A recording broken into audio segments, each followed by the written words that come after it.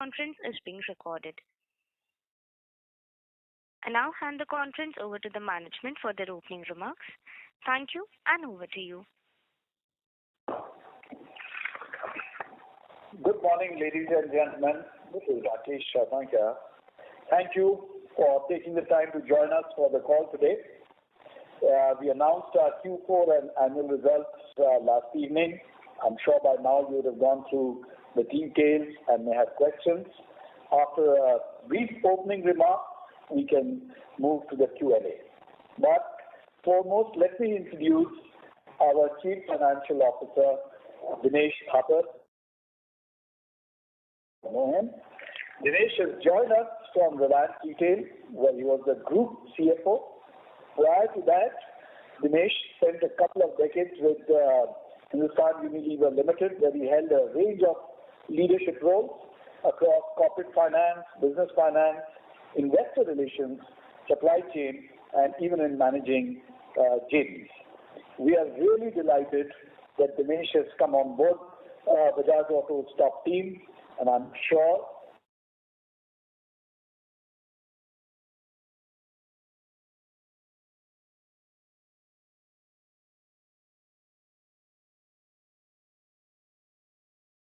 of 6 weeks and really coming on board, and I look forward to engaging with you all the months ahead. Thanks, and absolutely look forward. Thanks, Rakesh. Back to you. Okay, great. So let me begin with the highlights of Q4 performance. Since we have regular interactions every quarter, I'm refraining from going into a commentary of the full year and preferring to remain with the recent most events. Overall performance in Q4 was a reasonably strong one, given the backdrop of weak and domestic demand, rising costs, and supply chain dislocations. Amidst this, we reported our second highest quarterly as well as annual profit. Fundamentally, I would like to attribute this to the inherently robust business structure of Bajaj Auto, which is a business spread across segments like entry-level commuters, three-wheelers, CNG three-wheelers, KTM, high-end bikes, and across geographies, India and of course overseas, in all the emerging regions of the world. So this structure in itself is risk mitigating. It ensures resilience and supports us to ride out volatility. Now let me talk about each of the business units. Exports remained strong and steady. Almost each month of FY22, the volume performance was over 200,000 units, delivering an all-time annual record of 2.5 million units export, as well as a revenue of just over $2 billion. I would like to call out a few other highlights which are leading indicators of a continued performance at this level. We grew our market share by about 2 percentage points in the whole year in all the regions.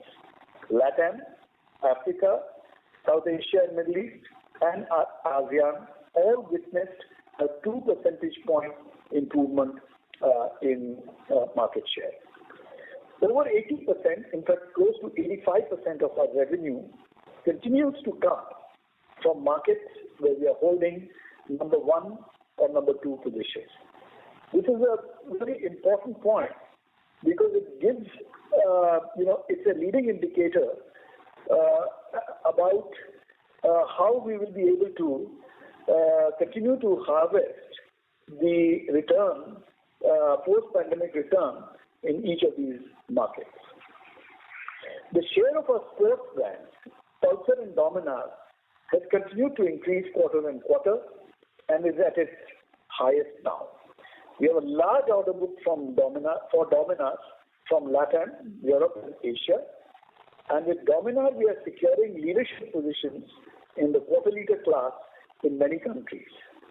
This is instrumental in strengthening the prestige of the Bajaj corporate brand and bodes very well for our channel partners. I must add here the supply chain issues in Q4 compromised the performance even in exports.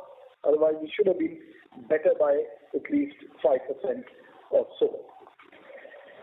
In motorcycle business, in domestic, the overall demand situation remained weak.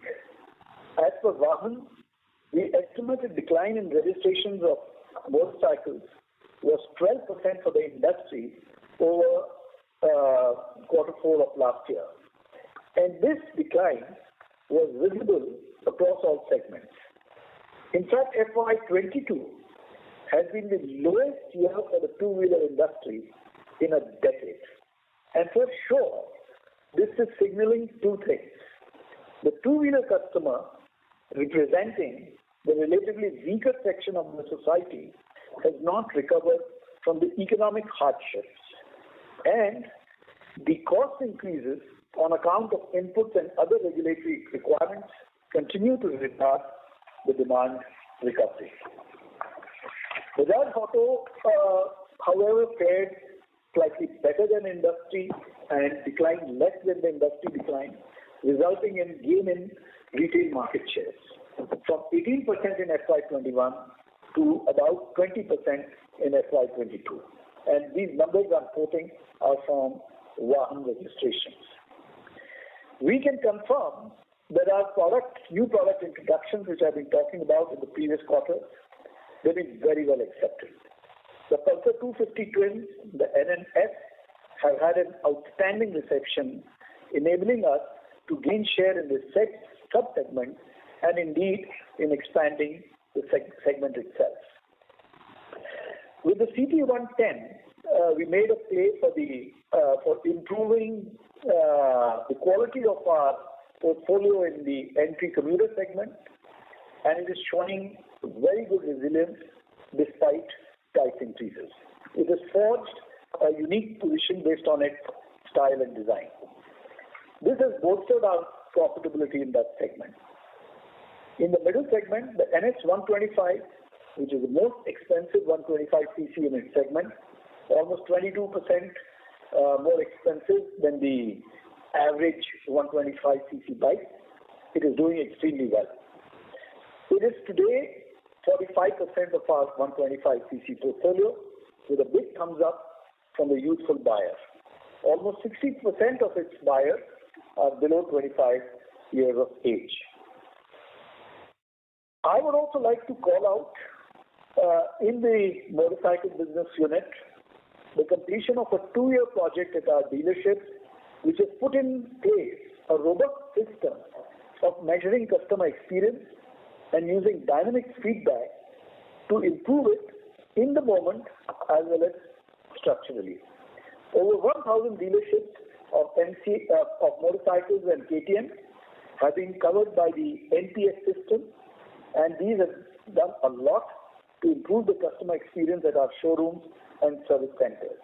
We will be building on this initiative in the months to come to redefine our processes and indeed to lift our culture in the showrooms and service centers and make it more customer friendly.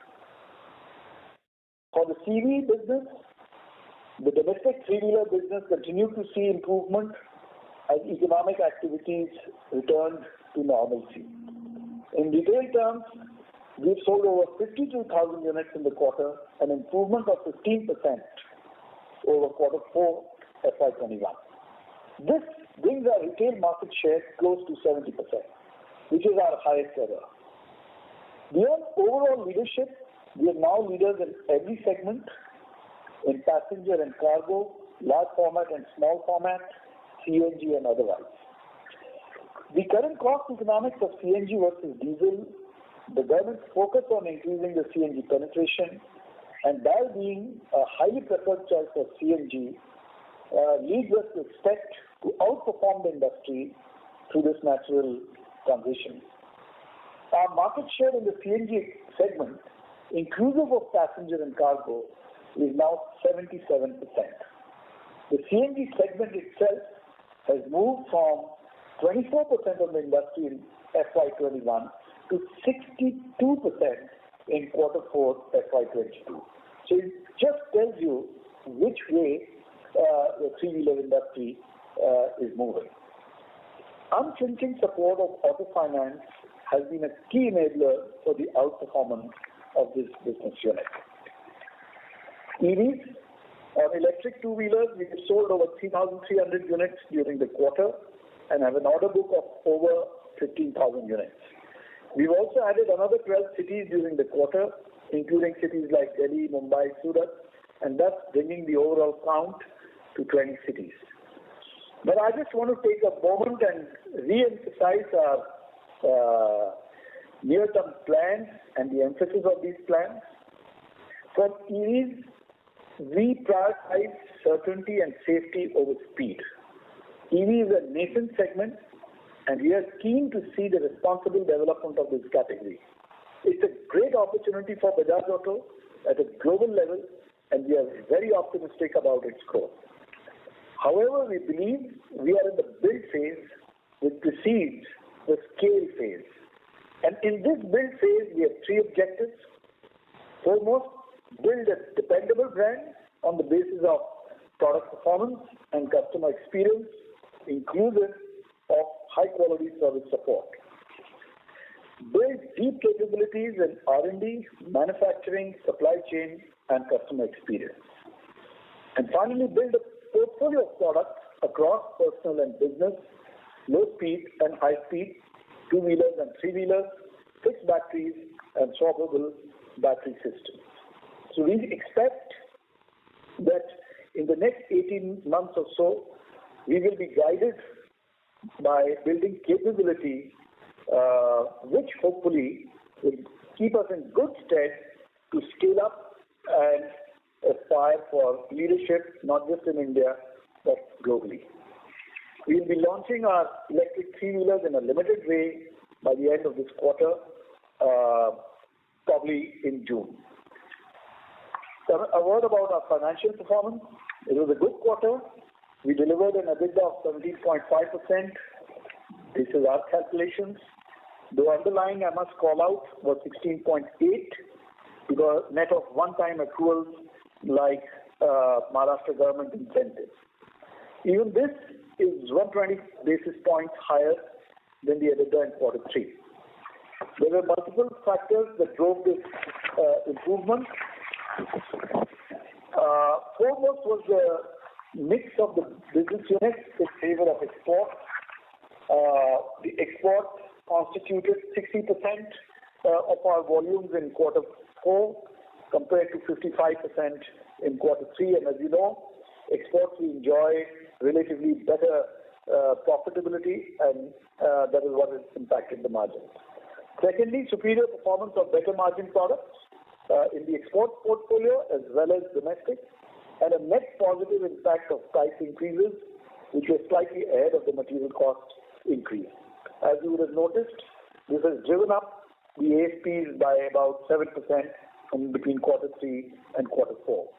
The ASPs in export business, motorcycle business, actually increased by 11%, and this ties in with the earlier point I made about the increasing contribution of Pulsar and Dominar in the export portfolio. We had accounted towards the accrual of incentives receivable from state government of Maharashtra under the package scheme of incentive amounting to about 31 crores as part of income for the year, and 315 crores as an exceptional gain for income pertaining to previous years. Just a word on the outlook for coming quarters. While in the immediate term, driven by the marriage season in the north, we think that it will add a luster to the retail demand in April and May. But we would like to watch the months of June, July and August to fundamentally understand whether there is a genuine and structural turnaround of the two-wheeler industry in play or not. We expect a shortfall of about 15 to 20% of our requirements on account of semiconductors. This will impact mostly the domestic business units, and to a smaller extent, the sports brands in international markets too. This is the result of defaults by some established vendors on whom we have single source dependencies. Our R&D teams have been developing alternative sources. However, the testing and validation actions require time. Therefore, this will lead to a temporary loss of market share, we think, in Q1, which we should hopefully recover rapidly in Q2, by which time our countermeasures on broad-basing the supply chain are expected to be in full play. On the cost side, we definitely see some headwinds. We think we may see up to about 3.5% increase on cost, basically because of metals. As the demand environment remains fragile, we will be observing it very carefully, as we will be observing competition before we decide our moves about recovery of the cost increases.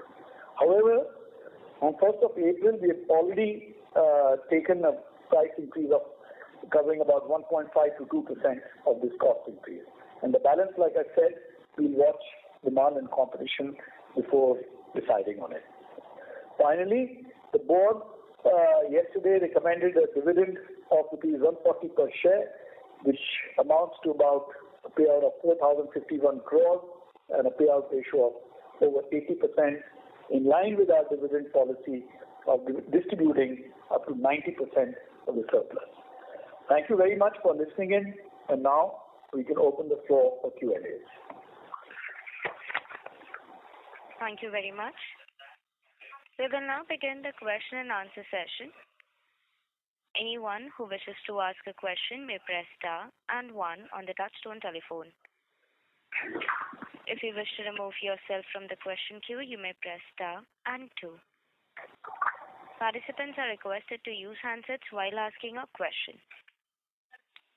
Ladies and gentlemen, we will wait for a moment while the question queue assembles.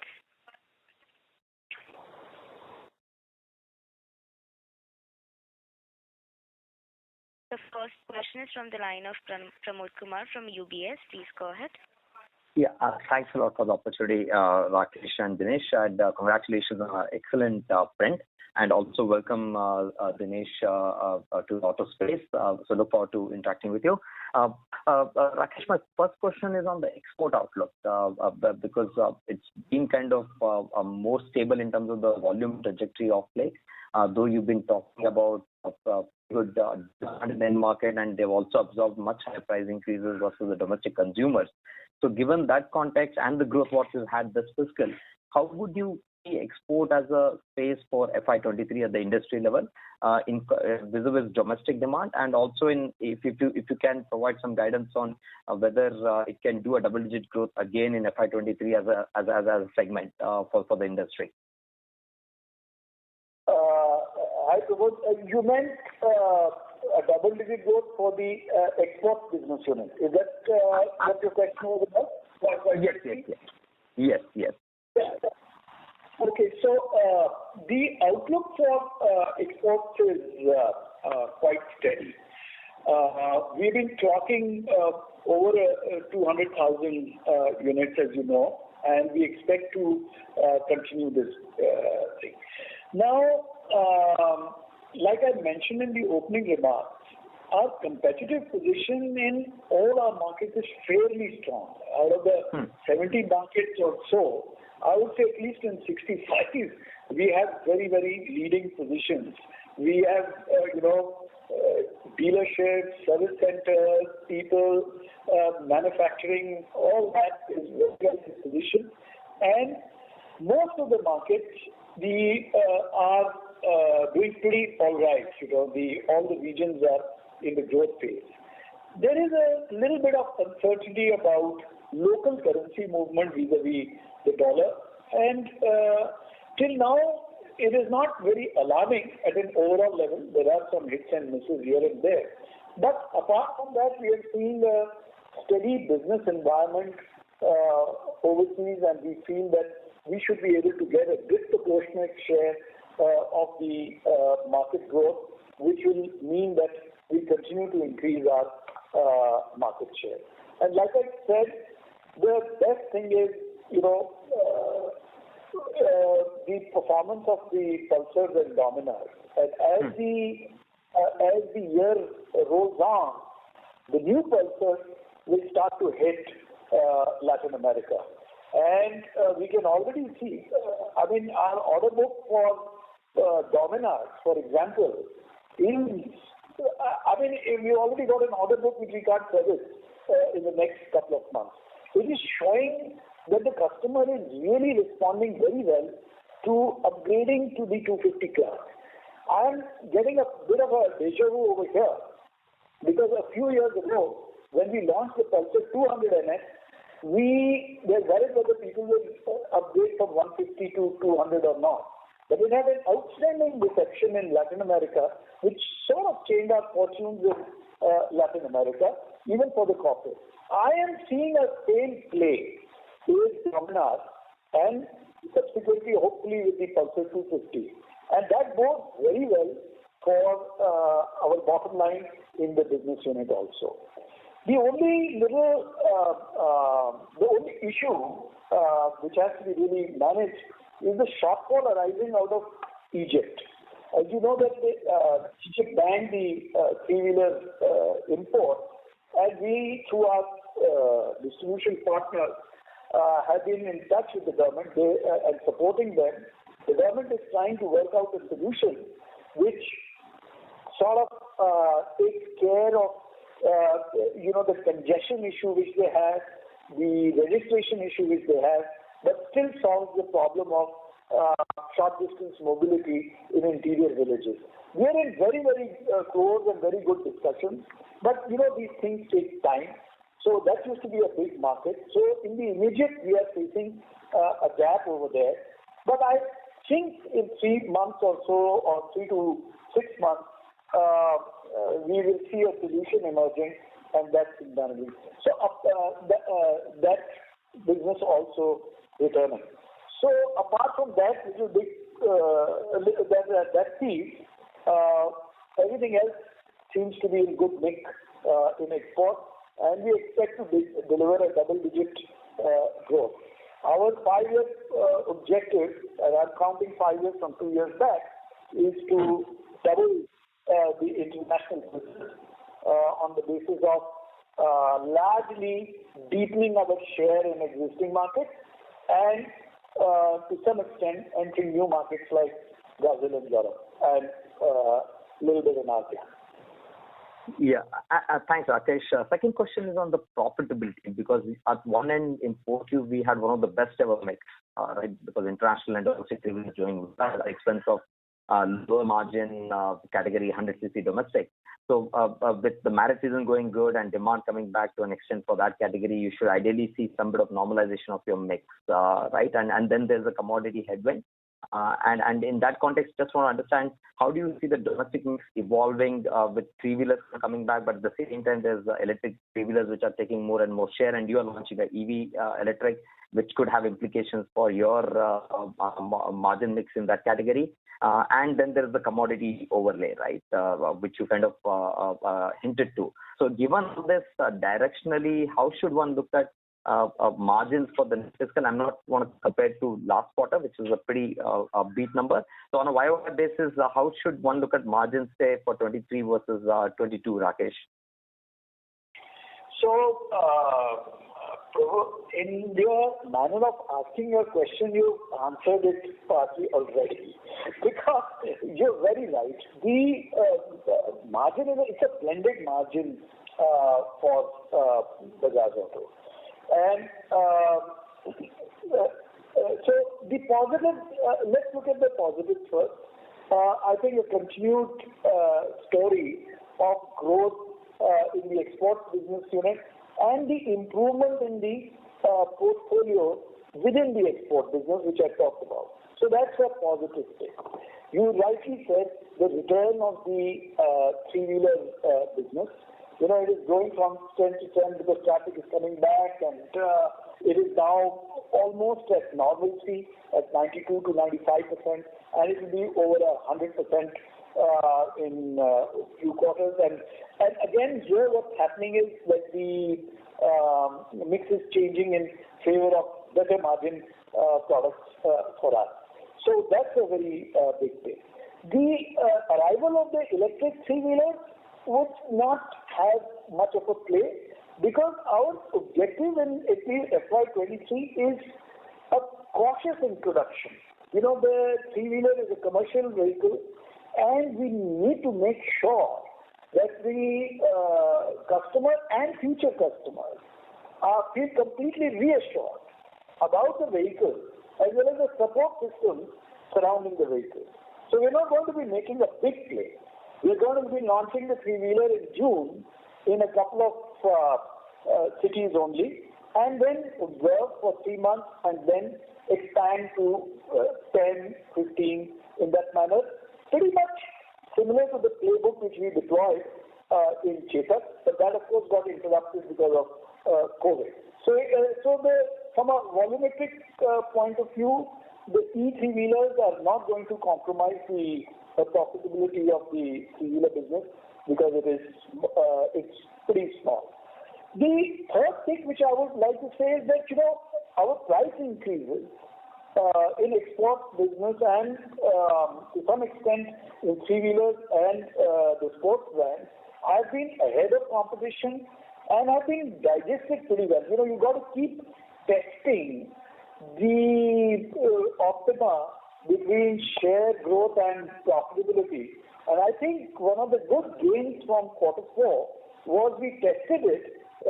We were ahead of the cost increases through our price increases, but we did not compromise market share overall basis. As you see, three-wheeler market share has increased. If you see, export market share has increased, and we will continue in that direction. Now, some of the downsides, I agree with you that arithmetically speaking, the rise of the motorcycle business and that weight increasing will have a downward pressure on the overall blended margin. Secondly, definitely, at least in the next few months, we can see that the cost increases are there.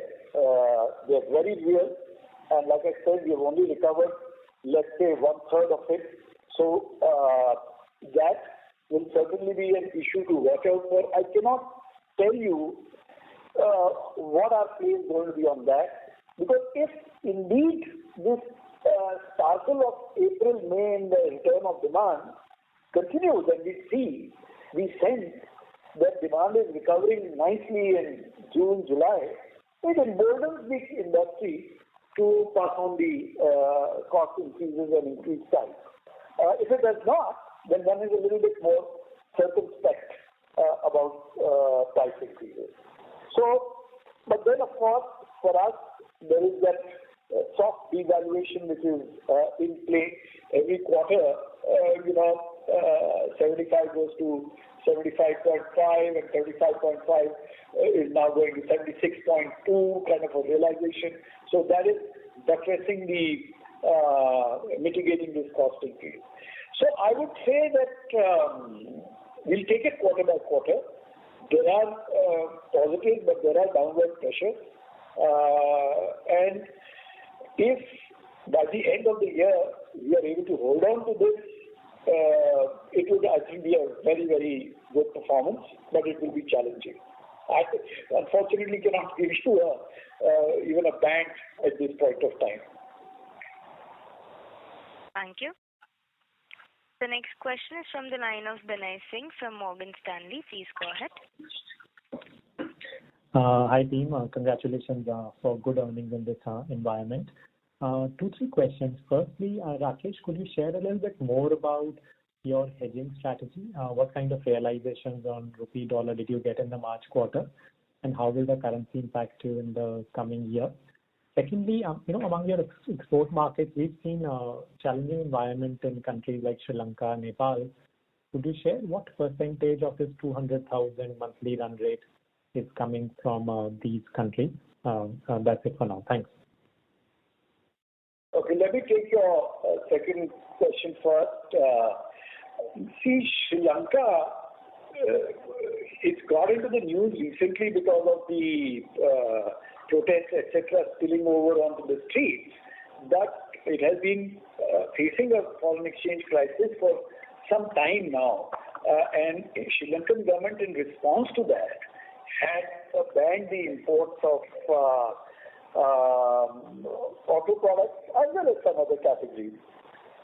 So actually in FY22, our exports to Sri Lanka were very small. There was one tender for three-wheelers for the police, and then there was, we had commenced the export of TT100, which is very popular product in Sri Lanka on the basis of localization.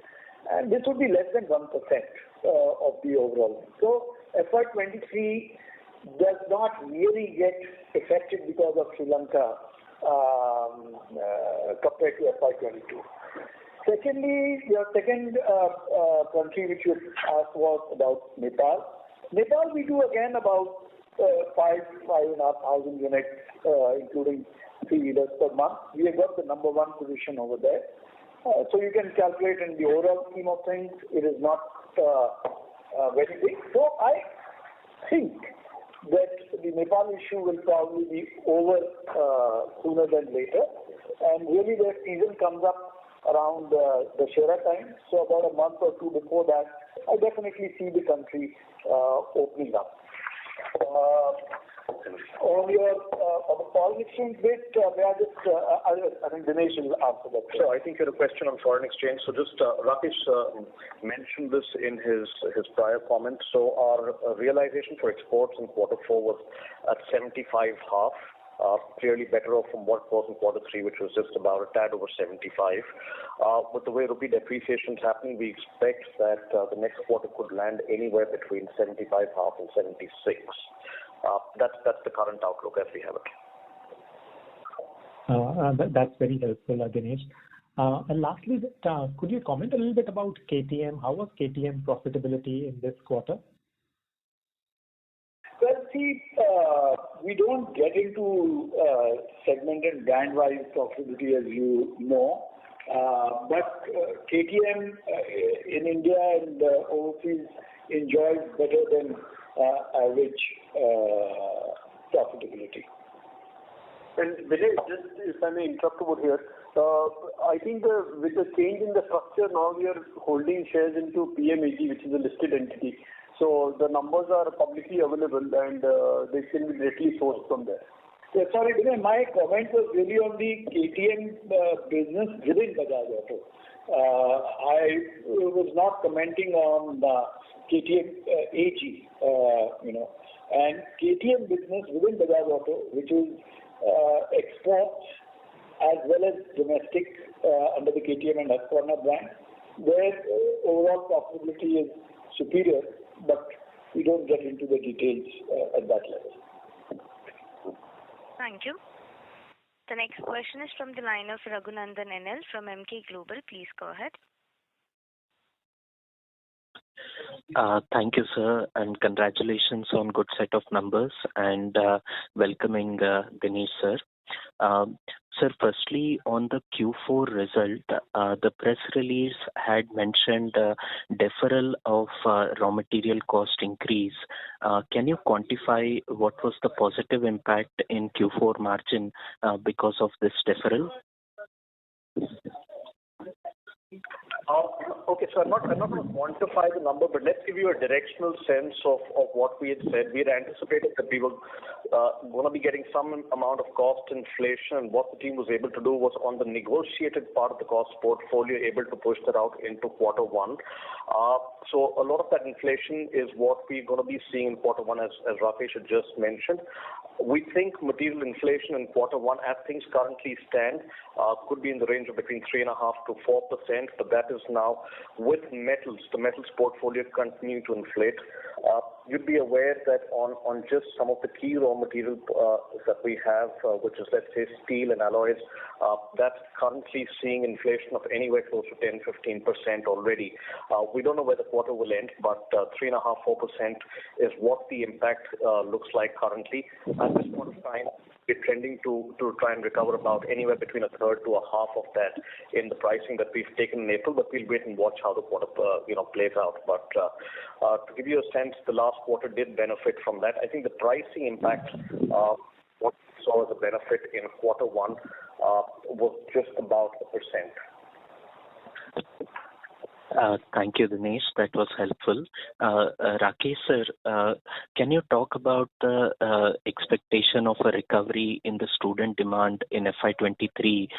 Would it be fair to say that student demand pre-COVID used to be as high as 10 to 15% of volume, which had substantially reduced in the last 2 years, and this year, given the complete reopening of educational institution, this demand can come back strongly? Yes, I think it is a fair expectation that on the basis of colleges opening up, as all the segments open up, that work from office starts to become a little bit more popular in the IT companies. On the back of that, certainly there could be a positive play on that sub-segment. Thank you.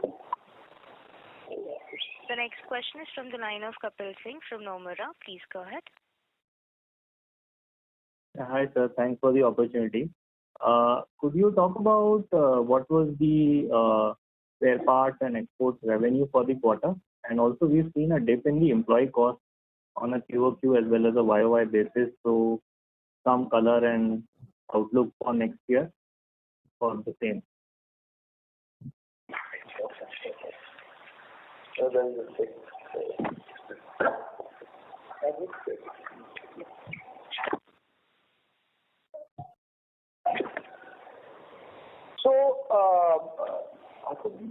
Did you say employee cost or? Okay.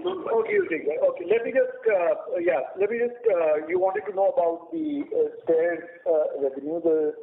In fact, we have had very good performance by our domestic spare parts business unit, and the penetration percentage is now increasing quite smartly. 2 years back, it used to be 14%.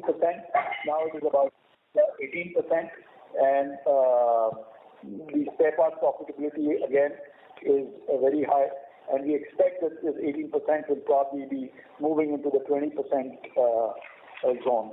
I think that this is fairly ahead of our competitors. Okay, so let me take the question on the employee benefit expenses. So just to put the numbers out, we were at 305 crores this quarter. Last quarter was 339. You've seen us mention in the press notes that we've got a benefit of about 30 crores. You'd be aware that as a process, one has to undertake an actuarial valuation of the employee benefits at the end of every financial year through an independent actuary, and that's what we've done as per extant practice. In doing that, we've got a benefit that's come out of the valuation. You'll be aware that when you do that valuation, there are two factors which essentially drive the sensitivity of that liability calculation. One is the inflation rates that are taken in, and the other is the escalation, and the other is the interest rates. And clearly, that's been one of the factors which has led to the 30 crore reduction relative to what we might have recognized in the preceding 3 quarters of the financial year. So essentially, what we've done is to true up that impact in quarter 4 as we've gone ahead and done the exercise independently. So that's the 30 crore reduction that you're seeing in just the quarter to true up for what we may have accrued in the previous quarters. And because it's come in this quarter for the year, we've adjusted it in the current quarter's financials. But on a year-on-year basis, I thought I heard you mention that employee benefits you're seeing down. I'm actually seeing numbers of close to 1358 crores relative to 1285 in the previous financial year. So on a full year basis, employee costs are still up. Okay. Thanks for the detailed explanation. I also asked for the export revenue, please, if you can share that as well. And the spare parts revenue number, if you can share it, if it's available. Otherwise, I can take it off.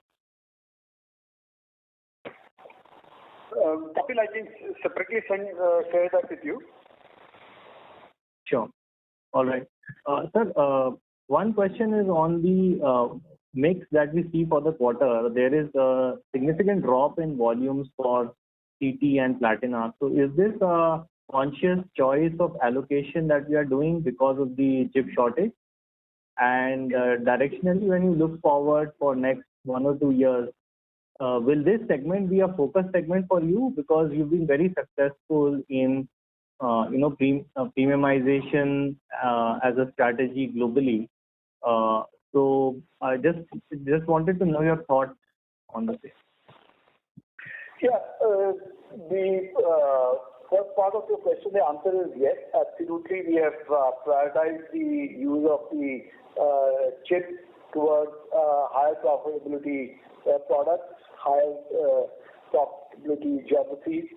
So we take a corporate look, all SKUs in all countries and India, and then we prioritize for profitability. So in that respect, yes, Platina and CT have suffered a little bit more. I must point out here that the chips are there are different sets of chips for different product classes. So it's not all very fungible, but that would be going into too much of detail. Now, our approach is really to participate in all the segments, as you know, but to try and move up the customer to higher level products where we enjoy a better margin and where we have some scope for differentiation. So therefore, when it comes to the absolute entry level, you would have seen that we have almost vacated the kickstart segment. And our whole effort, which has been very successful, has been to take up the kickstart customer into Platina Electric Start. So, then you would have noticed that we have launched the CT110X, which is, we're trying to differentiate on the basis of style and on the basis of durability. And again, if you see the pricing, if you compare the CT100 pricing with the CT110X pricing, you will see a bigger difference. And again, here, the whole point is to upgrade the customer. Then in the 125cc, you would have seen with the NS125, even within the 125cc segment, we are trying to move the customers towards a higher end of the 125. But at the same time, we do see an opportunity at the entry point of 125cc to upgrade the 100cc customer there. And over the period of time, we will see a play coming from Bajaj Auto. I cannot say precisely what it is and the timing of it, but certainly this upgrade strategy of taking the 100cc customer into 125 will be continuing to be played out. And similarly, you are seeing the same action taking place in the sports segment, where the latest move is to take the customer up to the 250cc class. So that would be our approach: cover all segments, but within the segment, move the customers to a higher price variant and move the lower segment into the higher segment. Those are the twin forces. So our R&D is working on those twin vectors. Thank you. The next question is from the line of Jinesh Gandhi from Motilal Oswal Financial Services. Please go ahead. Hi, sir. A couple of questions from my side. One is with respect to the 31 crore incentive which you mentioned. How much of that is pertaining to previous 9 months of FY22 and how much is for fourth quarter? And second question on the price hikes which you have taken in fourth quarter.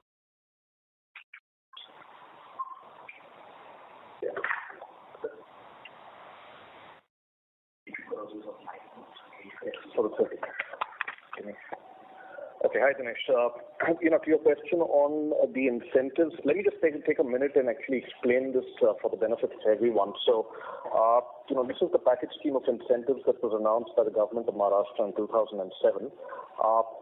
To provide certain benefits to eligible entities who were making a certain investment. And Bajaj Auto had made an investment in the Bajaj plant, a little off Aurangabad. So we've now received the eligibility certificate after much to and fro that happened with the authorities. This benefit is for vehicles that are manufactured in our Bajaj plant and sold and registered within the state of Maharashtra, right? So with the eligibility certificate now having come in, we've accrued for this. We've done it in two parts. This benefit is available from 2015. It runs for 9 years to 2024. So it's going to be available till 31st of March 2024. The accounting entries that we've passed this quarter will appear in two lines. There is 30 crores that will sit under other operating income, which is for the current year in question, to which your question, Dinesh, is how is that phased out across the year? Of the 30 crores, 8 crores pertains to quarter 4 and 22 for the 9 months preceding it. So that's 30 crores which appears in the other operating income, which pertains to the current year in question. And there is 315 crores that we have accrued for prior periods, which is for periods ranging from 2015 to FY21, 315 of it which sits in exceptional items. Like I mentioned, this incentive will be available for 2 more years up to 31st of March 2024. Sure. Just for clarification, so the balance 22 crores for 9 months was also accounted in fourth quarter, right? Or it was accounted in previous quarters? Because we've now had visibility to the eligibility of it, we've accounted for 2 years accrual in quarter 4, the 30 crores of which pertains to the quarter in question, and 22 for the 9 months prior to it. Got it. And on the price increases taken in fourth quarter? On the price increases taken in the fourth quarter. Fourth quarter. The quarter went by. January, March. Okay. So I just made a mention, Dinesh, the price increases that were taken in the fourth quarter is in the range of close to about 1%. Got it. Great. Thanks and all the best. Thank you. The next question is from the line of Amyan Pirani from JP Morgan. Please go ahead. Hi, thanks for the opportunity. My question is actually on the domestic three-wheelers. Rakesh, you mentioned that, the three-wheeler EV that you'll be launching in June, it'll be a limited launch initially. So my question is, as we look into the next 2 to 3 years, would it be fair to say that both CNG and EV could be eating into the share of, diesel instead of really competing with each other? Or are there use cases in your view where EV could actually be more beneficial than CNG as well? I didn't get the last bit. Use cases where? Where EV is more beneficial than CNG itself. Than CNG itself, yeah, of course. Yes, initially CNG has obviously eaten into diesel, and I gave you those numbers which show you the tremendous turnaround of the CNG based three-wheelers, their component increasing in last year, particularly in quarter 4.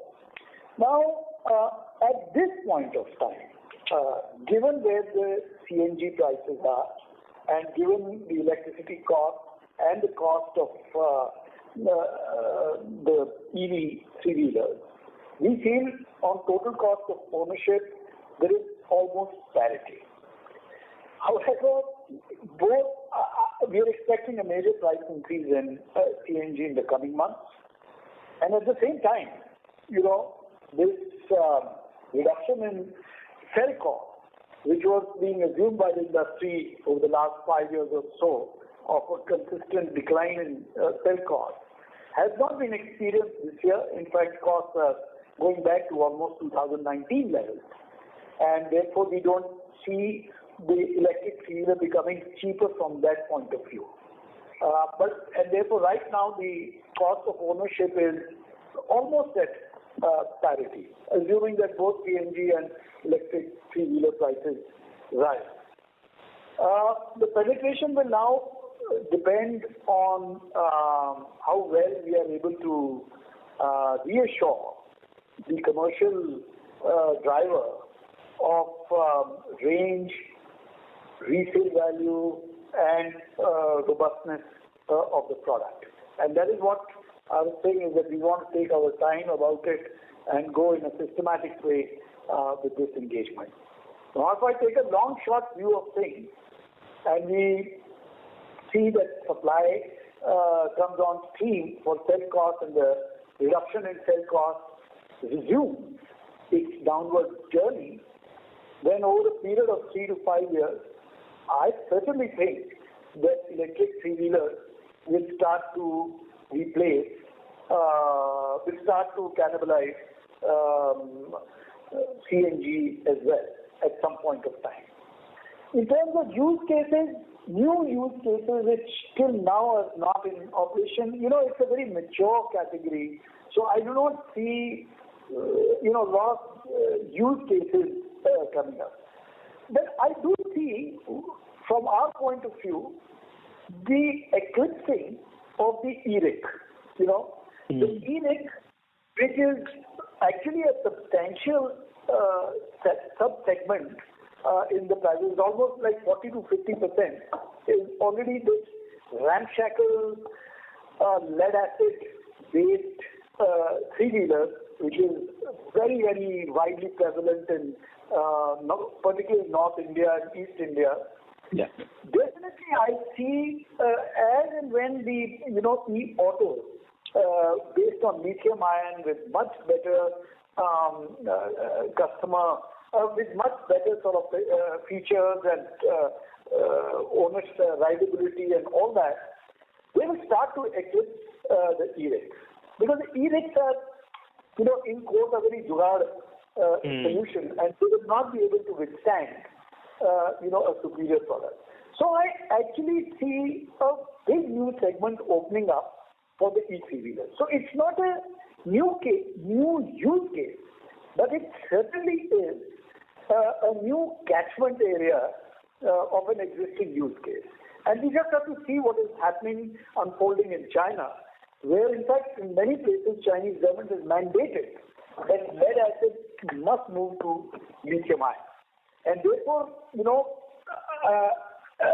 this whole sort of era of very tactical and very fixed products based on lead acid and very fragile frames and, unsteady vehicles.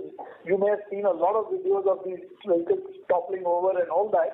I see that drawing to a close in due course of time, all that moving up to standard e-autos. Thank you. The next question is from the line of Gunjan Prithyani from Bank of America. Please go ahead. Yeah, hi, Dean. Thanks for taking my questions. Just two follow-ups from my side. Firstly, on the on the supply shortages that you all spoke about, can you give some more color on which models is this for? Because my understanding was it is mostly for ABS models, right, above 125 cc. And just the related point, if you can give us some sense of where is the channel inventory level now? Is it you all are losing out on the retail demand in the market because of shortages? So, this is affecting all models. This is not about ABS. That period of shortages on the ABS side we have faced and we have overcome by by broadening our supplier base. So we are not having that issue. But this is around injection systems, carburetors. So there are multiple chips, and we are facing shortages across the entry level, in sports brand, and even in three-wheeler CNG three-wheelers. The channel stocks at this point of time are dwindling as we speak. I don't see an issue in the motorcycle business in April, but I definitely see an issue in the retail level operation in the motorcycle business in June. And hopefully by in May and June. But towards the end of June and July, we should be able to resume supplies based on development of other suppliers. In the three-wheeler business, we have a very, very strong position, and what happens is that the lack of stock translates into an order book, and it's just that there will be some irate customers who will now, instead of getting the product off the shelf, will be getting it in 30 days' time or so. This is what the case is also in Chetak, in the electric two-wheeler segment. So certainly April we should tide over. May we see some issues in some of the more undifferentiated brands in motorcycle business in India. Okay, got it. The second follow-up I had was on the exports. Now, I do understand there is a little bit of seasonality, or let's say, impact that we see in March quarter, where volumes tend to be lower. But even if I look at, versus last year, there's clearly been decline. I'm just trying to understand how should I read this? Is this only a supply-related challenge? And if you can just refresh us on the region-wise mix which you used to give around Africa and LATAM, given these are the only two markets which are growing, and I think Middle East and Southeast is not been growing yet. So some color on that.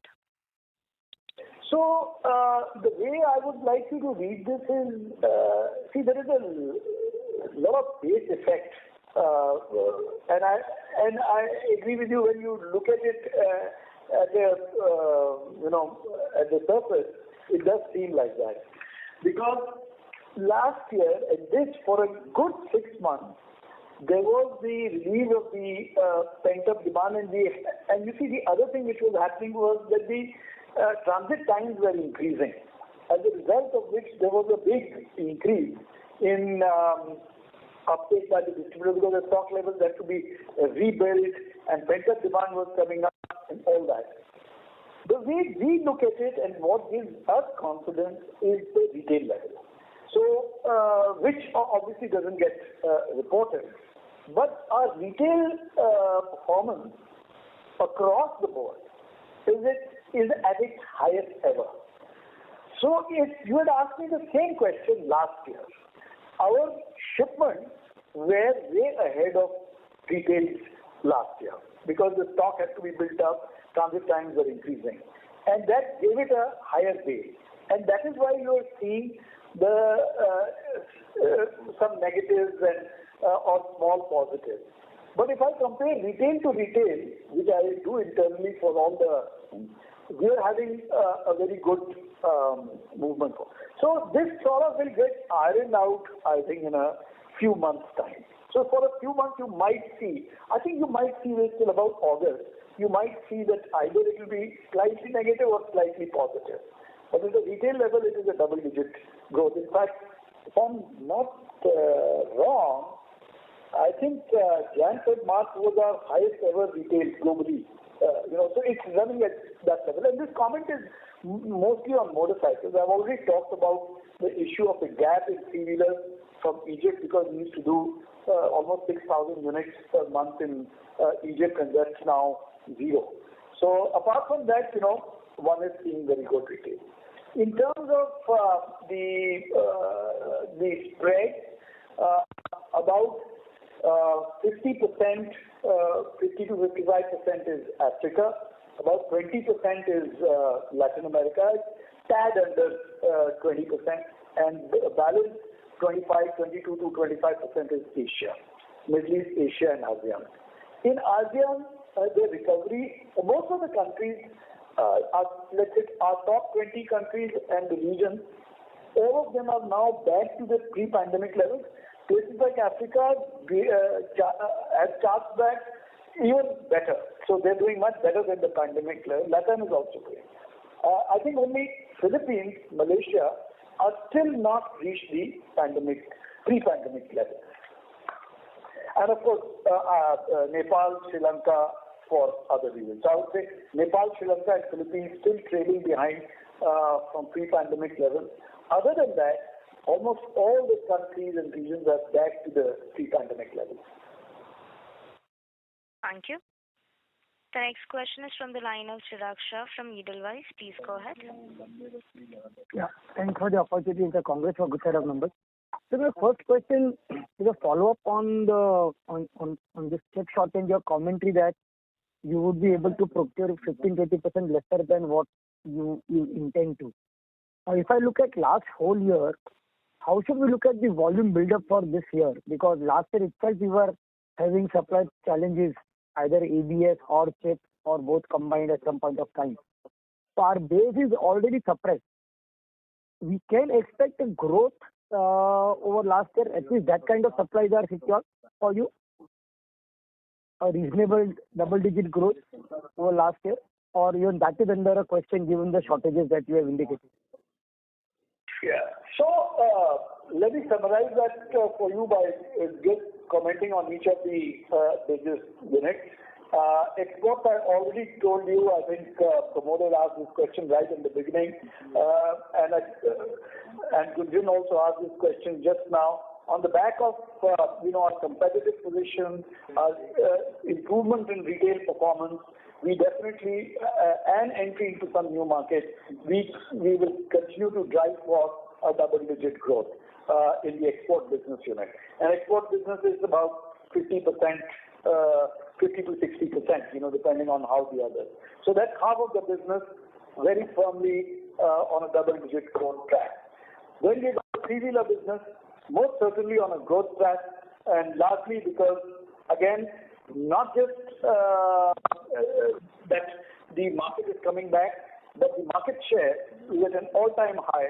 And as the market returns, we are going to get 75% of that, disproportionate share of that return, because we're sitting on a 70% market share. And I told you about most of the return of the market is in CNG, where our market share is 77%. So very, very firmly on a good growth track. Domestic motorcycles business, some of they've actually proved that they suffered a little bit more because we have prioritized this chip allocation towards the more profitable segment, as a result of which they have suffered more. But I think after Q1 we should be through with this imbroglio of chip shortage, because some actions have been ongoing for the last 6 months to broad-base our supply base. Having single source dependency was a strategic choice. It held us in very good stead, because it allowed us to develop innovative and proprietary solutions to things. But the downside in a situation like this became that if there was a default, then we suffered disproportionately, and that is what has happened.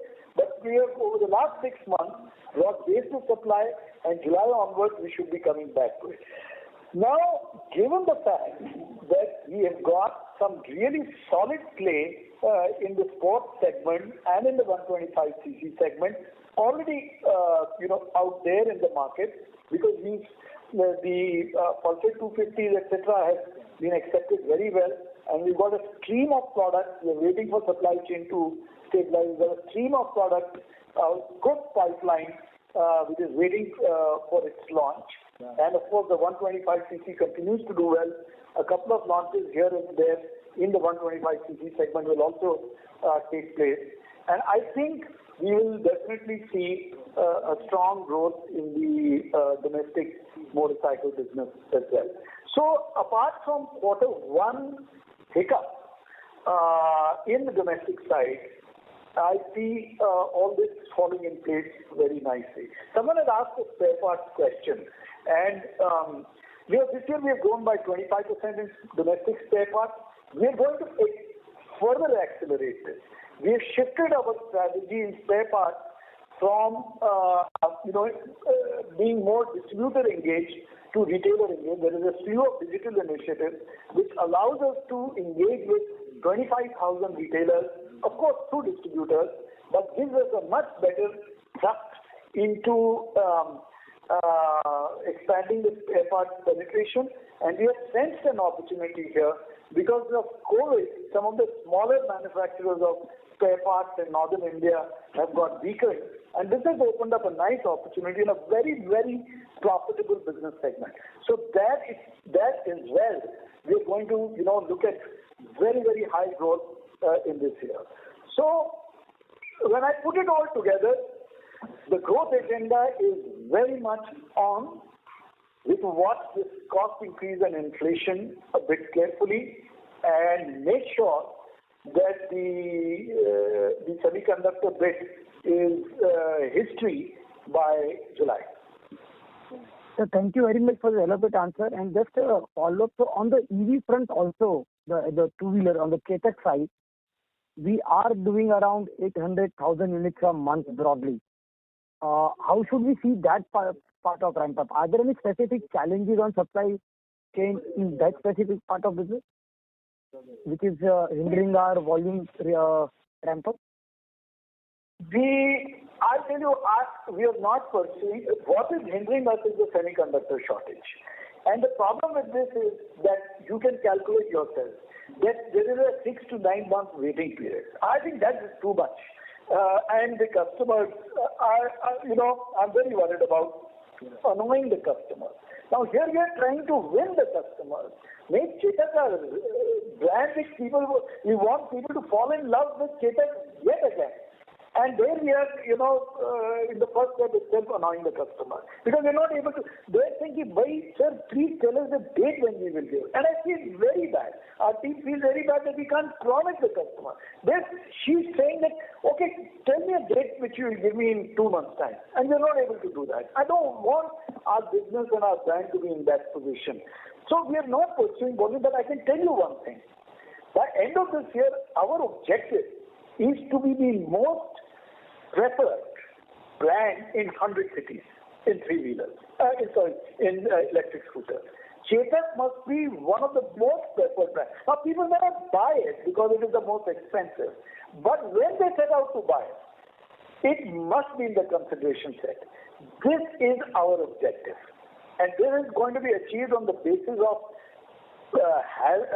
carefully getting into these 100 cities and delivering a very good customer experience, which is backed up by solid service. In this segment, to not have service when people are not very clear about what this product is not the right thing. We are putting in service network even before we are entering the town.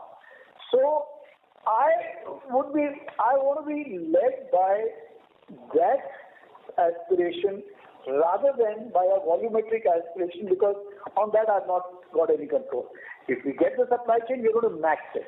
There is no hedging about it. We will max it. But I can't give you a number because I don't know the number.